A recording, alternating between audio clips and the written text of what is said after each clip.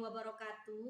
Hari ini saya Lilis Budiani SPD, CGP Angkatan 7 dari Unit Kerja SMP Negeri 1 Simelucut, Kabupaten Simelu, Provinsi Aceh. Di samping saya ada rekan saya Ibu Evi Yulia SPD. Kami akan melakukan kegiatan supervisi klinis sebagai bagian dari bentuk referensi kemampuan diri yang nantinya akan menjadi bahan pengembangan kompetensi sebagai seorang guru. Selamat pagi Bu Evi. Selamat pagi Bu. Bagaimana kabarnya pada pagi hari ini Bu? Alhamdulillah kabarnya sehat, baik, sehat. Ya, anak-anak di kelas bagaimana kabarnya Bu? Anak-anak alhamdulillah di kelas baik dan sehat. Hari ini tidak ada yang alpa. Oh ya, baiklah Bu ya. Alhamdulillah kalau begitu Bu.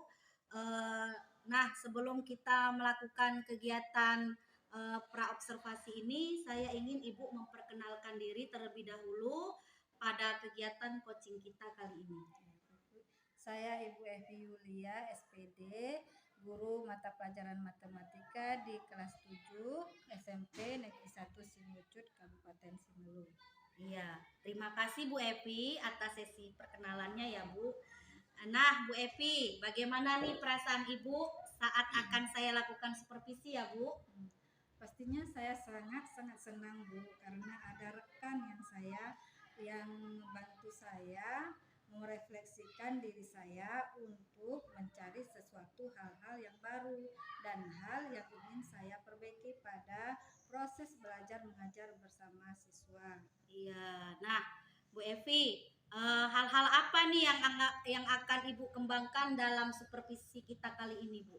Saya ingin pembelajaran saya tercapai untuk pengembangan kompetensi diri saya.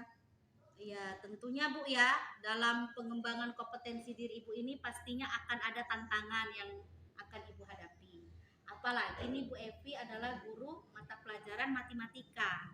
Itu gimana kira-kira Bu? Kalau tantangan itu pasti Bu, pastinya Bu, ada di mana-mana. Saya mengajar matematika itu merupakan pembelajaran menakutkan bagi siswa. Bagi anak-anak ya Bu ya. Sebagian juga begitu. Nah, mereka sudah menganggap kalau matematika ini sangat menakutkan. Jadi image-nya matematika ini sangat menakutkan gitu ya Bu. Jadi bagaimana saya mengupayakan anak-anak untuk tidak takut untuk belajar matematika, bisa senang dan bisa aktif dalam belajar matematika. Iya Bu. Nah, jadi kira-kira Bu, untuk persiapan supervisi kita kali ini Bu, selain RPP apa saja yang Ibu siapkan? Terutama saya akan menyiapkan materi bahan ajarnya dulu, materi pembelajarannya dan LKPD. Terus juga saya akan menyiapkan kondisi kelas saya sebelum memulai pelajaran. Oh ya. Jadi Bu, di sini Ibu akan menyiapkan bahan materi ajar, media pembelajaran, terus ada LKPD agar proses pembelajaran di kelas itu nanti lebih baik ya Bu ya. Iya. Iya benar. Oke lah kalau begitu Bu Evi, terima kasih sudah memberikan informasinya sebelum kita melakukan supervisi di kelas ya Bu ya. Ya, sama-sama Bu Lilis, sudah mau merefleksikan diri saya agar kedepannya saya lebih baik dan lebih berkembang lagi dalam mengajar anak-anak didik kita. Ya, baiklah Bu Evi, terima kasih banyak. Nanti ini sebentar lagi kita akan melakukan supervisi. Nah, terima kasih. Wassalamualaikum warahmatullahi wabarakatuh.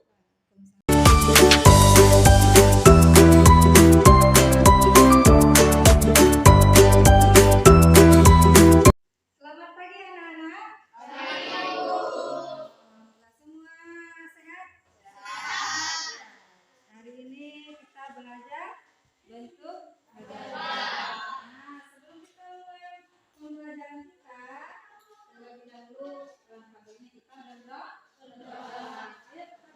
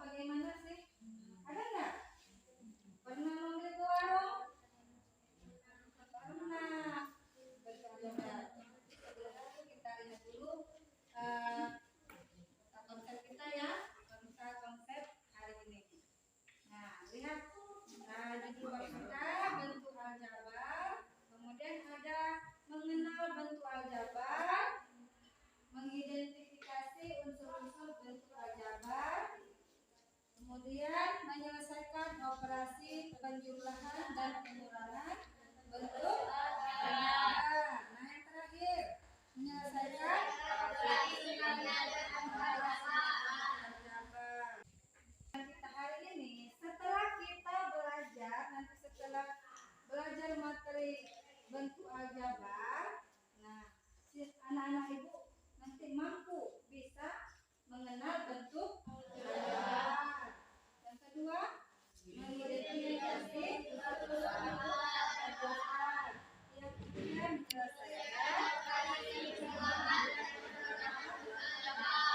menyelesaikan operasi perkalian bentuk aljabar. Oke, baik. Dalam tujuan ini sudah ibu harapkan setelah kita belajar materi pembahasan kita hari ini, mudah-mudahan anak-anak ibu semua dapat mengenal bentuk aljabar, mengidentifikasi unsur-unsurnya, menentukan operasi. Nah, gambarannya apa tadi yang ibu tanya? Kenapa bentuk aljabar? Bagaimana sih? Pernah ini kepikiran nggak? Nah, pernah membeli warung? Nah, membeli ke warung-warung, berbelanja.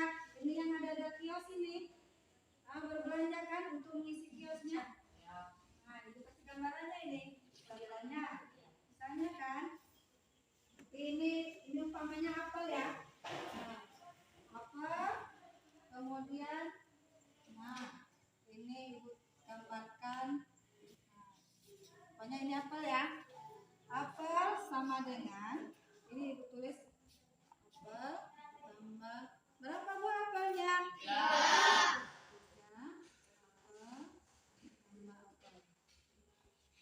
Nah, ini ada 3 apel. Jadi tambah kita ini materi kita aljabar. Jadi ibu hapus saja. Nah, ibu hapus nih aljabarnya. Apa? Apelnya tinggal apa? Tinggal huruf A. Jadi A ditambah A tambah A menjadi 3 menjadi 3A. Nah, inilah yang disebut bentuk aljabar. Nah, contohnya lagi. Misalnya apel. Kemudian apel, ini jeruk. Nah, apa di sini untuk aljabarnya? Nah, tulis lagi apel tambah apel tambah jeruk. Nah, kita hapus ini. Hapus, jadi tinggal hurufnya apel dan tinggal huruf J. Jeruknya tinggal huruf J ya. Nah, ini bentuk aljabarnya bagaimana? Iya, 2A tambah J. Nah, inilah yang dinamakan bentuk aljabar. Nah, apel merah dengan apel hijau aja ya. Nah, misalnya ini ibu kasih warna ya. Ini apel hijau. Nah, ini apelnya berapa? Ini langsung saja ya. Ini hijau ya. H ditambah H, berarti aljabarnya bagaimana? A ditambah 2H. Nah, inilah bentuk dari aljabar ya.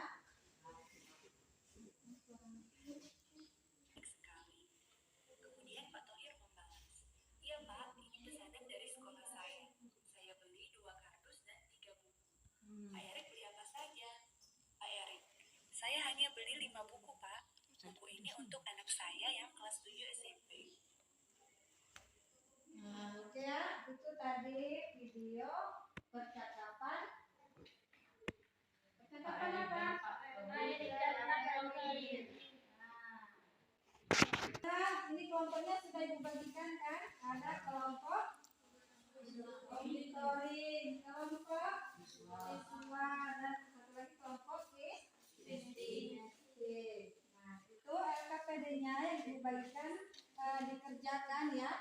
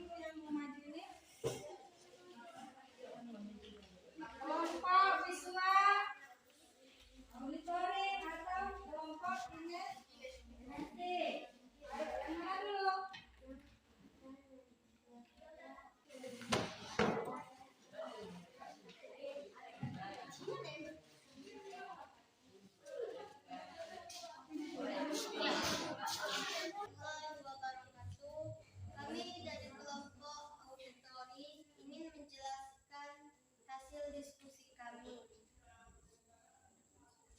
Dan saya sendiri ketua kelompok bernama Ica Ramadhani, yang di samping saya Hipnati Indra Pini, Rita Pandaria, Riri Nandaya, dan di sebelahnya Putra Ilham Aldan.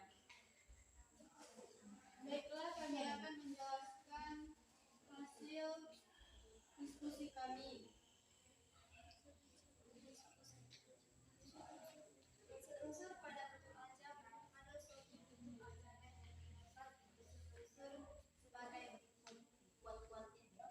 variabel atau paubah, yaitu simbol-simbol yang mewakili suatu bilangan pada suatu bentuk aljabar.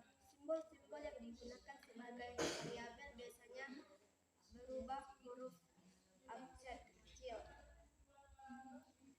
Koefisien yaitu suatu bilangan yang menyertai variabel pada suatu bentuk aljabar. Konstanta yaitu bagian dari bentuk aljabar yang tidak memuat variabel. Contoh, diketahui 2 kali tambah 2x tambah 5y tambah 6. Variabelnya adalah x dan y. Koefisien dari kali adalah 2 dan diketahui 2x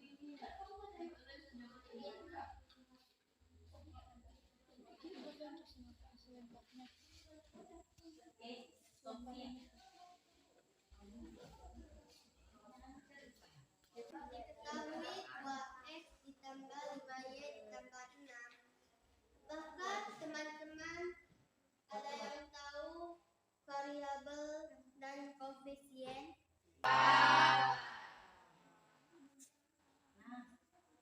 Baiklah, saya akan menjelaskan variabel dan konstanta.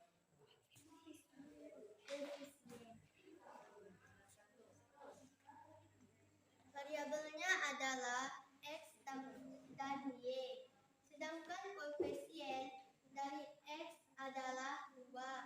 Sedangkan koefisien dari y adalah 5. Apakah teman-teman sudah paham? Saya tambahkan sedikit ya teman-teman. Contoh, 7x tambah 2y tambah 12x tambah 6 ditambah 8y sama dengan 7x tambah 12x tambah 2y tambah 8y tambah 6.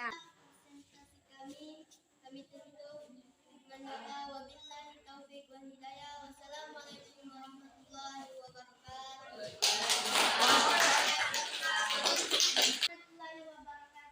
Kami dari kelompok 1 ingin mempresentasikan hasil diskusi kami. Dengan saya ketua kelompoknya yang bernama Ramida Safitri, di samping saya yang bernama Salam Nawara, Sofia Rizky, Rizky Putra Alami, Baiklah, saya akan membaca hasil presentasi kami.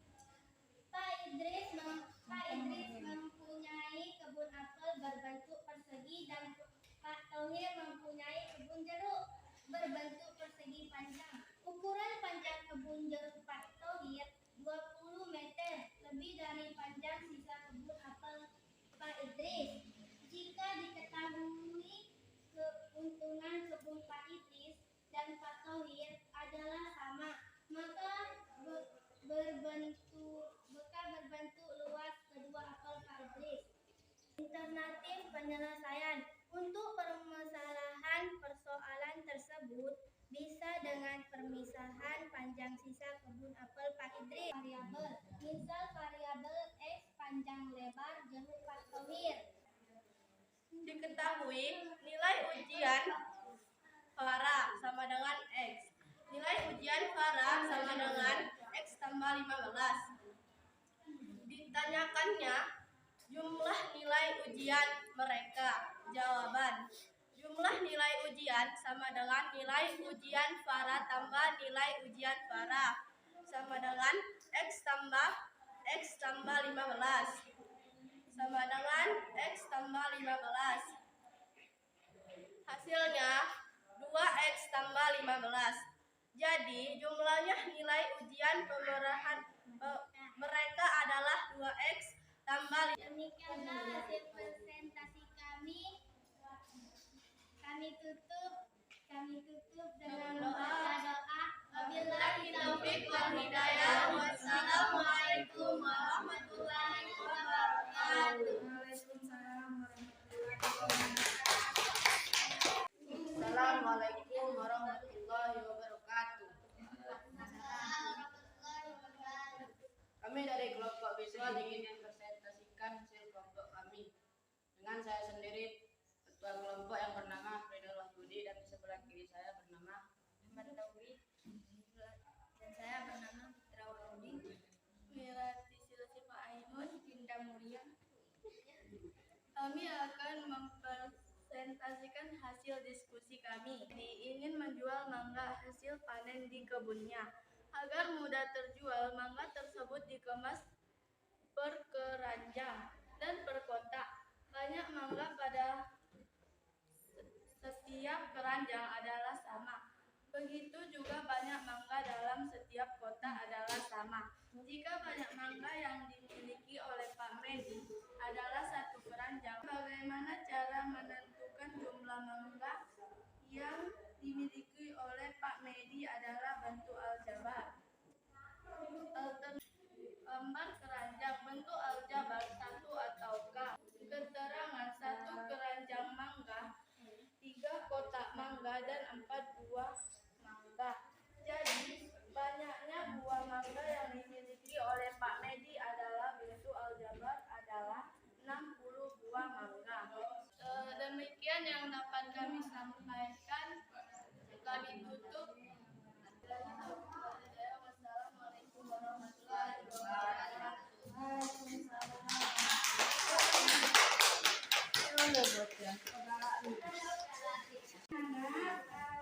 Tadi sudah maju kan? Sudah selesai kita mempelajari materi kita. Nah, sekarang aku tanya. Tadi dari materi yang kita bahas, apa yang bisa kamu simpulkan? Ya. Dapat kita simpulkan adalah tentang unsur-unsur bentuk aljabar, Ya. yaitu koefisien, variabel, dan konstanta. Ya, ada yang tahu lagi? Ya, selain ada selain ada variabel, ada koefisien, ada konstanta. Nah, ada suku-suku juga sejenis dan tidak sejenis. Ada yang tahu? Berarti itu yang kita pelajari hari ini. Itulah hasil dari pembahasan kita hari ini. Berarti bentuk aljabar adalah suatu kalimat matematika yang melibatkan simbol-simbol kata mewakili. Itu biasa kita buat apa? Simbolkan dengan huruf. Anak-anak, untuk hari ini materi kita sudah selesai. Jadi apa yang kita pelajari hari ini semoga bermanfaat untuk kita semua. Nah, belajar lagi di rumah dan kerjakan PR-nya ya. PR halaman 142. Nah, oke, sebelum kita tutup pelajaran kita berdoa penutup diri ya. Berdoa, alhamdulillah.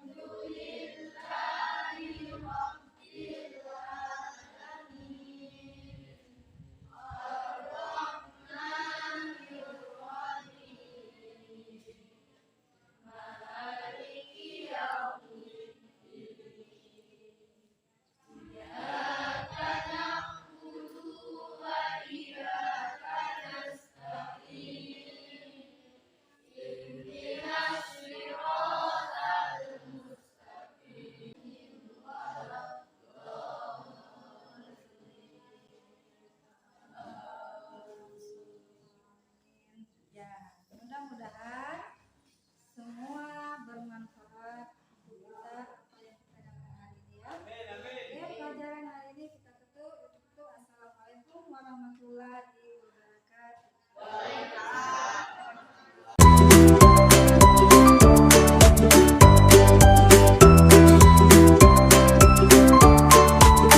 Assalamualaikum Bu Evi. Ya, bagaimana kabarnya Bu? Ya, sehat ya Bu. Jadi Bu, hari ini kan kita mau berbincang lagi nih ya, kembali nih untuk tahapan yang ketiga, yang kali ini supervisi akademik, di mana sekarang ini kita akan melakukan kegiatan pasca observasi. Nah, jadi kita akan berbincang kembali nih Bu Evi, membahas pembelajaran Ibu Evi kemarin kan sudah melakukan supervisi akademik ya Bu. Nah, Bu Evi harapkan gimana nih harapan Ibu dengan obrolan kita kali ini? Nah, dengan obrolan hari ini, saya mengharapkan tentunya nanti saya bisa mengevaluasi hasil observasi kemarin kelemahan apa yang saya Kelemahan Ibu ya di kelas ya Bu ya. apa jika ada kelebihan kemudian saya itu saya akan pertahankan. Kalau memang jika ada kelemahan saya akan Dapat mengetahuinya. Nah, jadi Bu Evi, Ibu Evi di sini berarti mengharapkan dari obrolan kita ini dapat mengetahui, mengevaluasi kelemahan dan kelebihan dari kekuatan Bu Evi gitu selama melakukan kegiatan supervisi akademik. Itu ya Bu ya. Nah, Bu Evi, sekarang nih saya ingin tahu gitu, gimana sih perasaan Bu Evi setelah kita lakukan supervisi pembelajaran kemarin gitu Bu? Gimana perasaannya? perasaan saya ya rasanya senang ya Bu dan lega sudah selesai di observasi di supervisi karena sudah diberikan kesempatan itu untuk saya ya dari diri sudah punya kesempatan sudah melaksanakan pembelajaran untuk di observasi. Iya, jadi senang lah gitu ya Bu ya perasaannya ya. Senang apa udah selesai takutnya nih Bu? Nah Bu, kemarin kan waktu pembelajaran di kelas, kira-kira nih ya Bu Evi ya, apakah sudah sesuai belum dengan rencana dari pembelajaran Bu Evi yang ingin Ibu capai waktu kegiatan supervisi itu? Kira-kira bagaimana? Sudah sesuai nggak? Sewaktu saya melakukan pembelajaran Bu sudah sesuai dengan RPP yang saya buat ya. Nah, sudah sesuai dengan kebutuhan siswa dan pada mata pelajaran matematika yang saya ampu Bu. Oh, begitu ya Bu. Jadi di sini Bu Evi sudah sesuai dengan kebutuhan anak-anak dalam pembelajaran di kelas saat Bu Evi melakukan kegiatan supervisi akademik begitu ya Bu ya. Ya, nah Bu Evi, kalau begitu menurut Bu Evi nih, kegiatan mana yang sudah baik dan kegiatan mana yang perlu Ibu tingkatkan lagi?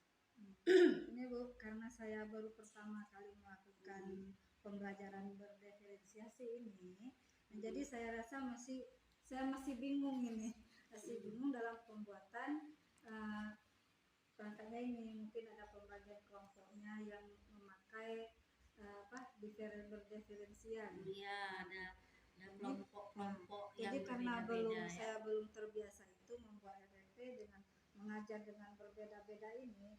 Jadi karena saya selama ini mengajar masih membuat anak sama rata ya.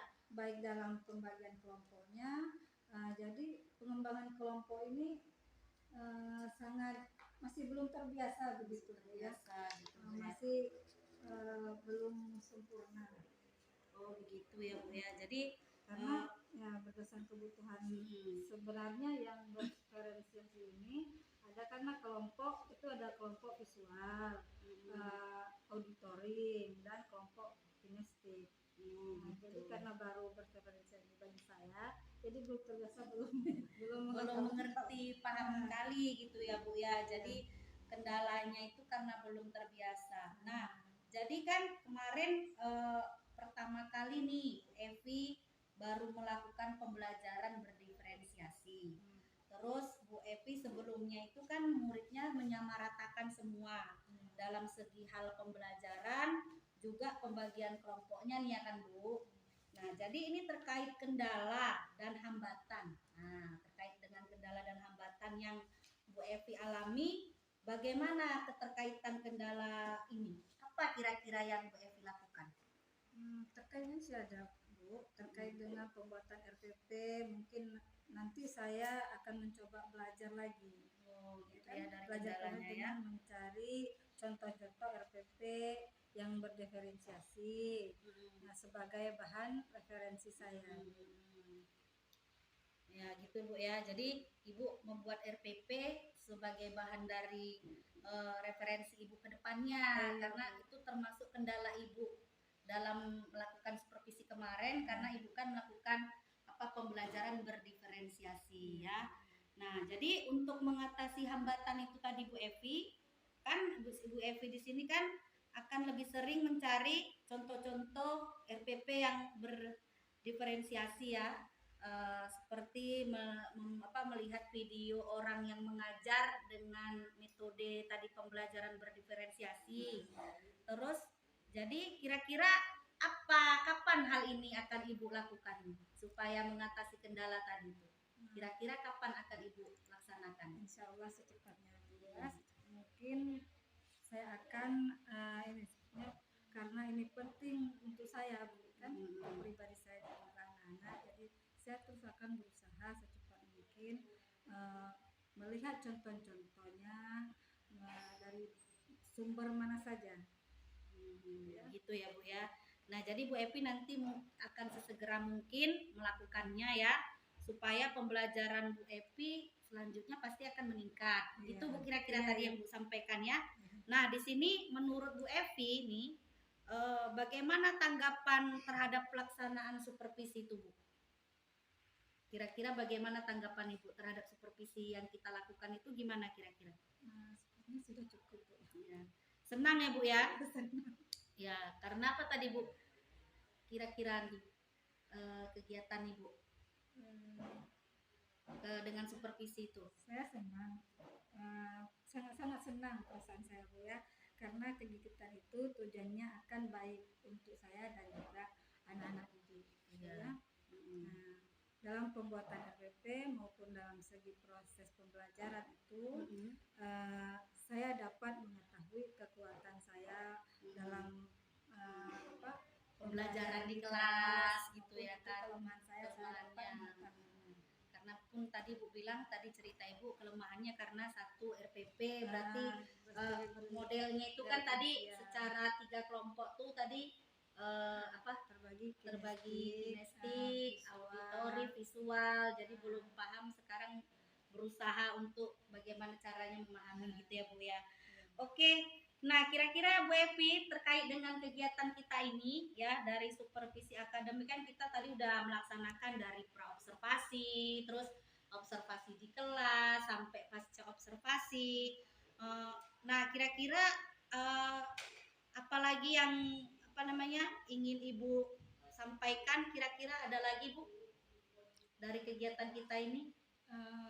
Saya ingin menyampaikan saja sedikit mungkin saya harus lebih belajar lagi, menggali lagi ilmu agar bisa untuk yang terbaik ini. Oh iya gitu ya Bu ya. Nah kalau begitu Bu Evi terima kasih atas waktunya ya Bu ya, karena sudah membantu Bu Lilis saat melaksanakan supervisi akademik. Nah jadi demikianlah saya akhiri pelaksanaan kegiatan pasca observasi ini. Saya akhiri dengan Assalamualaikum warahmatullahi wabarakatuh.